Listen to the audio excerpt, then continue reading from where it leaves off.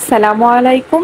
মাত্র ২ টা ডিম দিয়ে নরম তুলতুলে চকলেট কেক তৈরি করতে পারবেন খুব সহজে। ঘরে থাকা আটা দিয়ে আপনারা এরকম নরম আর তুলতুলে চকলেট কেক তৈরি করতে পারবেন। আর এই কেকটা তৈরি করা একদমই সহজ আর খেতে কিন্তু অসম্ভব মজার। Welcome to my channel and 3 I cook. And 3 I cook চ্যানেলে আপনাদের জন্য থাকছে সবচেয়ে সহজ সহজ রেসিপিগুলো। তাহলে চলুন দেখে নেই।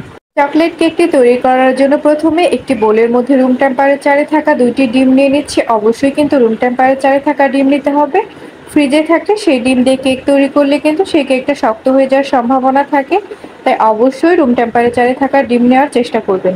এখন একটি ইলেকট্রিক বিটারের সাহায্যে ১ মিনিটের মতো খুব ভালো করে বিট করে নেব। এতে করে ফোমটা তৈরি করা খুবই সহজ হবে। আপনাদের কাছে যদি এরকম ইলেকট্রিক বিটার না থাকে তাহলে কিন্তু হ্যান্ড উইক্স বা কাঁটা চামচের সাহায্যে খুব ভালো করে বিট করে নিতে পারবেন। ১ মিনিট খুব ভালো করে বিট করে নেওয়া হয়ে গেছে। আপনারা দেখে বুঝতে পারছেন আমি ঠিক কতটা ফোম তৈরি করেছি।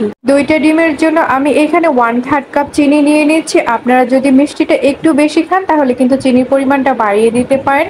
চিনিটা এভাবে অল্প অল্প করে দিয়ে বিট করে নেব। এতে করে ফোমটা একদম পারফেক্ট হবে। আপনারা চাইলে চিনিটাকে ব্লেন্ডারে খুব ভালো করে গুঁড়ো করে নিতে পারেন। এতে করে কিন্তু ফোমটা তৈরি আরো সহজ হবে। আর হ্যাঁ, চিনিটা একেবারে দিয়ে ফোমটা তৈরি করার চেষ্টা করবেন না। এতে করে কিন্তু চিনি থেকে পানি ছেড়ে দিতে পারে। ফোমটা একদমই পারফেক্ট হবে না। চিনিটা এইভাবে অল্প অল্প করে দিয়ে ফোম তৈরি করে নিতে হবে। এতে করে পারফেক্ট একটা ফোম তৈরি হবে। ফোম তৈরি করার সময় অবশ্যই খেয়াল রাখবেন চিনিটা যাতে খুব ভালো করে গলে যায়। ফোমটা তৈরি করে নেওয়া হয়ে গেছে। আমার ফোমটা তৈরি করতে প্রায় ৪ থেকে ৫ মিনিটের মতো সময় লেগেছে।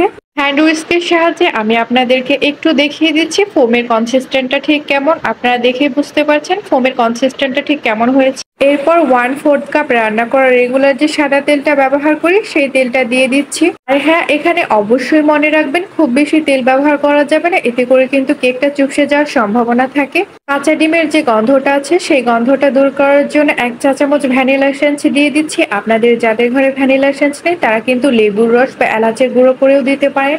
এরপর হ্যান্ড উইস্কের সাহায্যে তেল ও ভ্যানিলা এসেন্সটাকে খুব ভালো করে মিক্সড করে নিতে হবে।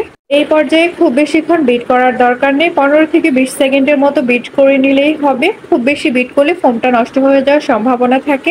১৫ থেকে ২০ সেকেন্ডের মতো বিট করে নেওয়া হয়ে গেছে। আপনারা দেখেই বুঝতে পারছেন। এরপর একটি স্ট্রেনার নিয়ে নিচ্ছি। স্ট্রেনারের মধ্যে দিয়ে দিচ্ছি 1/2 কাপ আটা। আপনারা চাইলে কিন্তু ময়দাটাও ব্যবহার করতে পারেন।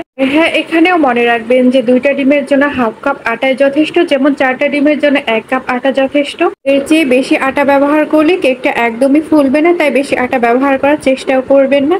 ১ চা চামচ বেকিং পাউডার দিয়ে দিচ্ছি। অবশ্যই কিন্তু বেকিং পাউডারটা ব্যবহার করতে হবে। যেহেতু আমরা চকলেট কেকটা তৈরি করব তাই এখানে ২ চামচ কোকো পাউডার দিয়ে দিচ্ছি। চকলেট কেক তৈরি করতে হলে অবশ্যই কিন্তু কোকো পাউডার ব্যবহার করতে হবে।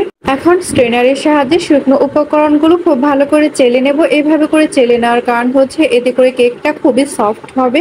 খুব ভালো করে চেলে নেওয়া হয়ে গেছে। চেলে নেওয়ার পর যে এক্সট্রাটা থাকবে সেটাকে আমরা ফেলে দেব। এরপর হ্যান্ড উইস্কের সাহায্যে খুব ভালো করে মিক্সড করে নেব। কেক তৈরির এই ধাপটা কিন্তু খুবই গুরুত্বপূর্ণ। যতটা ভালো মিক্সড করতে পারবেন কেকটা কিন্তু ততটাই পারফেক্ট হবে। তাই কেক তৈরির এই পর্যায়টা কিন্তু খুবই ধীরে ধীরে মিক্সড করে নিতে হবে। খুব ভালো করে মিক্সড করে নেওয়া হয়ে গেছে। আমি এই পর্যায়ে সময় নিয়ে খুব ভালো করে মিক্সড করে নিয়েছি। আপনারা কেকের মিশ্রণটার কনসিস্টেন্টটা দেখে বুঝতে পারছেন কতটা স্মুথ হয়েছে। এরপর কেকটা বসানোর জন্য একটি মোল্ড নিয়েছি স্কয়ার শেপের। আপনারা চাইলে স্টিলের বাটিতেও তৈরি করে নিতে পারেন। মোল্ডে অল্প একটু তেল দিয়ে দিয়েছি। এখন তেলটাকে খুব ভালো করে ব্রাশ করে নেব। ব্রাশ করে নেওয়ার পর মোল্ডের সাইজে একটি কাগজের টুকরো কেটে রেখেছিলাম সেই কাগজের টুকরোটা এইভাবে করে সেট করে দেব। এইভাবে করে সেট করে দেওয়ার কারণ হচ্ছে এতে করে কেকটা খুব সহজে উঠে আসবে এবং নিচেও লেগে যাবে না। মোল্ডের মধ্যে কেকের মিশ্রণটা এভাবে করে ঢেলে দিচ্ছে। আপনারা দেখেই বুঝতে পারছেন মিশ্রণটা কতটা স্মুথ হয়েছে। মিশ্রণটা মোল্ডের মধ্যে ঢেলে দেওয়ার পর কাঁটা চামচের সাহায্যে এভাবে করে কয়েকবার করে নেব। এতে করে যদি কোথাও গ্যাপ থাকে সেটাও কিন্তু ফিল আপ হয়ে যাবে। কেকটা বসানোর জন্য চুলায় একটি প্যান বসিয়ে দিয়েছি। প্যানটাকে ৫ মিনিট একদম হাই হিটে গরম করে নিয়ে এরপর মোল্ডটা বসিয়ে দিচ্ছি।